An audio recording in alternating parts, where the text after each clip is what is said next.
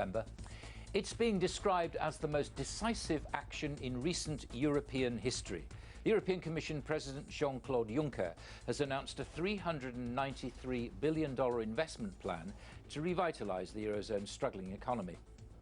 The former Luxembourg Prime Minister's plan has the support of Europe's largest economy, Germany, but Chancellor Angela Merkel wants more clarification on whether money is going to be spent.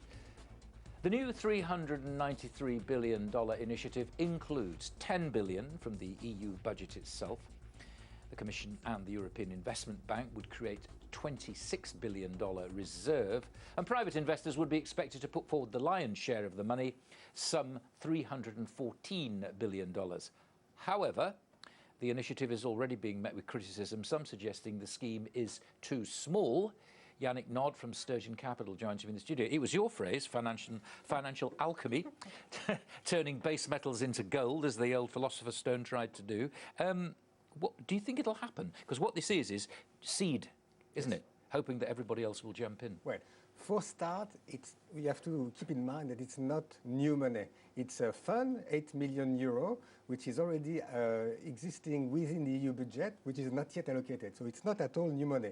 Having said that, it is true that as long as this pot of money is taking what we call it the first loss, which is the riskiest part of any kind of project, okay, they should be able to find some investor, external investor, in order to take some of the risk, but at the less risky part of it.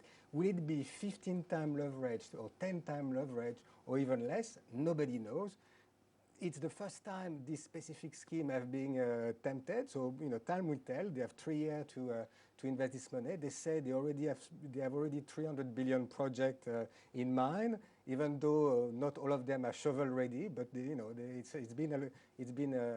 not a number out of the blue. But the market will allow this structure to issue so much debt or not.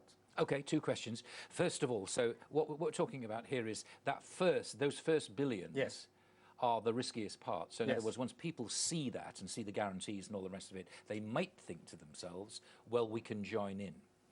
And all right, so that's number one. Secondly, where do you think this money might be spent? Well, the more it's leveraged, the less risky the project they finance must be.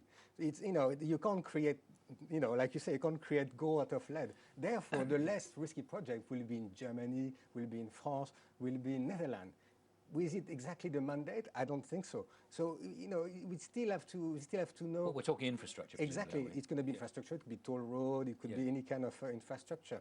I think the game changer would be if the European Central Bank start to invest either directly in those projects or buying bonds issued from the EIB. That could be a game changer because we know that there is a clear commitment from the ECB to expand their balance sheet. Yes. Right now, they're buying asset-backed securities and they're buying a covered bond. If they were starting to buy bond issued by EIB or this kind of project, that could be a game changer. Is there considerable scheme for private investment in this? I mean, if you were looking to construction companies and the rest of it, would you be looking at those?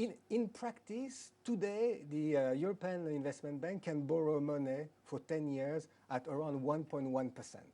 Of course, it's a AAA, they have the best rating. As long as the EIB is able to keep very, very high credit rating, they can issue almost a limited amount of money at very, very low cost because interest rates are so low in euro. Very briefly, where does a possible QE fit into all this? Does this mean this won't be necessary or won't be called for? Well, it might be an instrument for this QE because, as you know, it's very difficult for the European Central Bank to buy government bonds for a lot of political reasons. It might be easier for them to buy corporate bond, but bond issued by agency, including EIB. Yannick, thank you. Stay with us if you would. Now, as